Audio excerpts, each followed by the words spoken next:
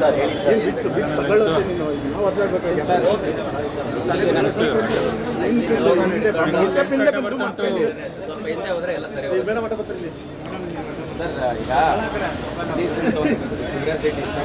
First ಅಭಿಮಾನಿಗಳ ಜೊತೆ ನಿಮ್ಗೆ ಏನು ಇಷ್ಟ ಆಗ್ತದೆ? ಯಾಕಂದರೆ ನಿಮ್ಮನ್ನು ಸೆಲೆಬ್ರೇಟ್ ಮಾಡಿದಂಥದ್ದು ಬೇರೆ ಬೇರೆ ಕಡೆ ಹೋದಾಗ ಬೇರೆ ಥರ ಇತ್ತು. ಇವತ್ತು ಏನು ತುಂಬ ಖುಷಿ ಆಯಿತು. ಪರ್ಫಾರ್ಮೆನ್ಸ್ ತುಂಬ ಹೋಳ್ತಿದ್ದಾರೆ. ತುಂಬ ಖುಷಿ ಆಯಿತು. ಏನು ನಾವು ಹಗಲು ರಾತ್ರಿ ಕಷ್ಟಪಟ್ಟ ನಮ್ಮ ಟೀಮ್ ಆಗ್ಬೋದು, ನಮ್ಮ ಎಲ್ಲ ಎಫರ್ಟ್ಸು ಸಾರ್ಥಕ ಅಂತ ಅನ್ನಿಸ್ತಾ ಇದೆ. ಜಾಸ್ತಿ ಖುಷಿ ಪಡ್ತಾಯಿಲ್ಲ ನಾನು. ಏಕೆಂದರೆ ಫಸ್ಟ್ ಶೋ ಓಕೆ, ನನ್ನ ಅಭಿಮಾನಿಗಳು ಬರ್ತಾರೆ, ಹೋಗ್ತಾರೆ, ಮೆಚ್ತಾರೆ, ಶಿಲೆ ಹೊಡಿತಾರೆ. ಬಟ್ ನನಗೆ ಕರ್ನಾಟಕದ ಒಂದು ದೊಡ್ಡ ಗೆಲುವು ನೋಡಬೇಕಂತ ಆಸೆ ಇಟ್ಟಿದ್ದೀನಿ. ಅದಕ್ಕೆ ಸ್ವಲ್ಪ ಖುಷಿ, ಇನ್ನೂ ಒಂದಷ್ಟು ಕೆಲಸ ಮಾಡ್ಕೊಳ್ತೀನಿ.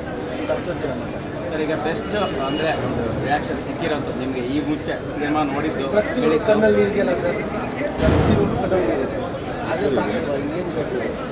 ಮನುಷ್ಯನ ನಾವು ಕಣ್ಣಲ್ಲಿ ನೀರು ಹಾಕ್ತಿದ್ದೀವಿ, ಇಮೋಷನ್ ಯಾವ ಥರ ಗೆದ್ದು ಕಣ್ಣಲ್ಲಿ ನೀರು ಹಾಕಿಸೋ ಜೊತೆ ಸನ್ನಿವೇಶಗಳಲ್ಲಿ ಪ್ರೀತಿನ ಕೆಣಿಸ್ತಿರಲ್ಲ, ಅದನ್ನು ಹೆಂಗೆ ಅನಿಸುತ್ತೆ? ಕತೆ ಸರ್ ಹಂಗೆ ಬರ್ತಿದ್ರು, ಆ ಥರ ಪಾತ್ರ ಇತ್ತು. ಸೊ ಮಾಡಲೇಬೇಕಾಗಿತ್ತು, ಆಗಲೇ ನಿರ್ದೇಶಕ ಕೇಳ್ತಾರೆ ಅದೊಂದು ಪ್ರಶ್ನೆ. ಸೊ ನೀವೊಬ್ಬ ನಟ ಆಗಿ ಅಂದರೆ 2ನೇ ಸಿನಿಮಾ ದಾಸಿ ವಿಚಾರವಾಗಿ ನಾಳೆ ಒಂದು ದಿವಸ ಚರ್ಚೆ ಆಗುತ್ತೆ, ಅದಕ್ಕೆ ಇವತ್ತೇ ಉತ್ತರ ಕೊಡೋದು. ಯಾವ ಚರ್ಚೆ? ಯಾವ ಸರ್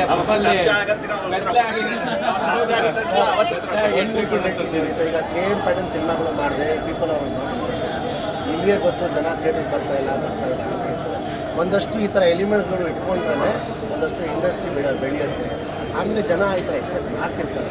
ಮತ್ತೆ ನಾವು ಸೇಮ್ ಪ್ಯಾಟರ್ನ್ ಮಾಡ್ತಾಯಿದ್ರೆ Kannada industry have to change the pattern. So ಅದು ಇನಿಷಿಯೇಟ್ ತೊಗೊಂಡಿದ್ದೀವಿ. ಸೊ ಅದು ಅಷ್ಟು ವಲ್ಗರ್ ಆಗಲಿಲ್ಲ, ಇದು ಇಲ್ಲ. ತಾವೆಲ್ಲರೂ ಸಿನಿಮಾ ನೋಡಲ್ಲ ಸರ್, ಇದು ಎ ಸರ್ಟಿಫಿಕೇಟ್ ಸಿನಿಮಾನ ಸರ್?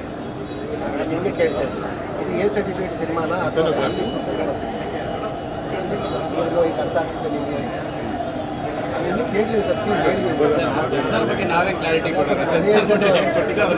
ಸೆನ್ಸಾರ್ ಅವರು ಇದೇ ದಂಧೆ ಮಾಡ್ತಾರೆ ಸರ್. ಸೆನ್ಸಾರ್ ಅವರು ಇದೇ ಮೋಸ ಮಾಡ್ತಾರೆ. ಯಾಕಂದರೆ ನಾವೆಲ್ಲ ಹೊಸೊಬ್ರು ಸುಮ್ಮನೆ ಹಿಂಗೆ ನೋಡ್ಬಿಡ್ತಾರೆ ಸಿನಿಮಾ ಹೇ ಅಂತ ಕೊಟ್ಬಿಡ್ತಾರೆ. ಮತ್ತು ನಾವು ಕಷ್ಟಪಟ್ಟು ಏನೋ ಮೇಲೆ ಕೆಳಗೆ ಮಾಡಿ ಸಿನಿಮಾ ಮಾಡ್ತೀವಿ.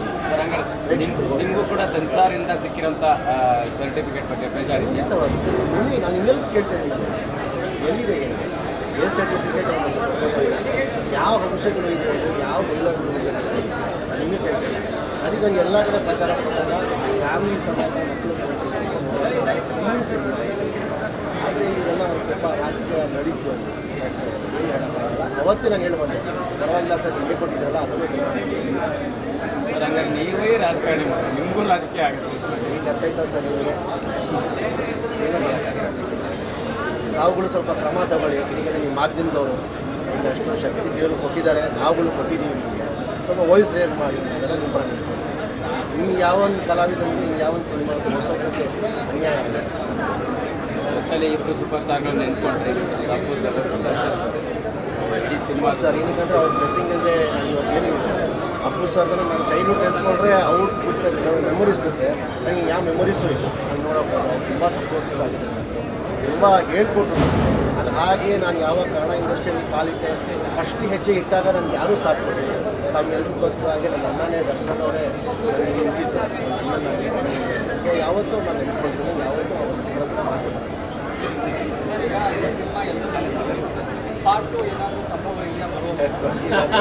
ಕಷ್ಟಪಟ್ಟು ಫಸ್ಟ್ ಪಾಠ ಏನಾಗ್ಬೋದು ಅನ್ನೋ ನಿರೀಕ್ಷೆ ಇದೆ. ಈಗ ಆಗೋಯ್ತಲ್ಲ ಸಿನಿಮಾ ಕ್ಲೈಮ್ಯಾಕ್ಸ್ ಕನ್ಕ್ಲೂಡ್ ಮಾಡ್ಬೋದಲ್ಲ, ಮದುವೆ ಆಗೋದಿದೆ ಅದು ರೆಡಿಲ್ಲ, ಗೊತ್ತಿಲ್ಲ ಸರ್, ನೋಡೋಣ ಸರ್.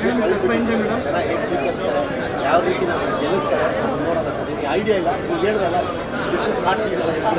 ಸರ್ ಈ ಪ್ರೀತಿಯ ಬೇರೆ ಬೇರೆ ಮಜಲುಗಳನ್ನು ಆಯಾಮಗಳನ್ನು ನಿಮ್ಮ ಪಾತ್ರದ ಮುಖಾಂತರ ಹೇಳಿದೆ. ನಿಮಗೆ ಪ್ರೀತಿ ಅಂದರೆ ಏನು ಅಂತ ಕೇಳಿದರೆ ಅದೇ ಸರ್, ಮಲಂಕ ಅವರು ತುಂಬ ಒಳ್ಳೆ ರೀತಿಯಲ್ಲಿ ಹೇಳಿದ್ರು. ಪ್ರೀತಿ ಅಂದರೆ ಅಲ್ಲಿ ನೋವು ಇರುತ್ತೆ, ಖುಷಿ ಇರುತ್ತೆ, ದುಃಖ ಇರುತ್ತೆ, ಸ್ಯಾಕ್ರಿಫೈಸ್ ಇರುತ್ತೆ.